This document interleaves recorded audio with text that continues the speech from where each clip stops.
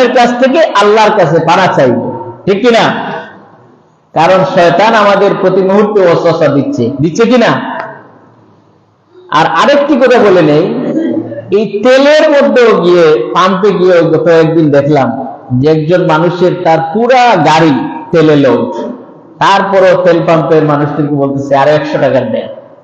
আমি পাশে ছিলাম, তারা বলতেছে, তেলের যে কর্মচারী যারা বলতেছে আপনার এটাতে লোড পড়ে যাবে সবগুলা, বলছে তারপরেও দিয়ে দেন, দিছে পড়তেছে।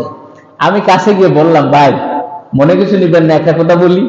উনি মনে করতেছে হুজুর মানুষ, কি আর বলবেন। বললাম, এই যে তেলের যে কাণ্ড এইমাত্র আপনি করলেন, আপনার পুরা লোড আপনার গাড়ি, তারপরও আপনি এটাতে আপনি ঢুকাচ্ছেন।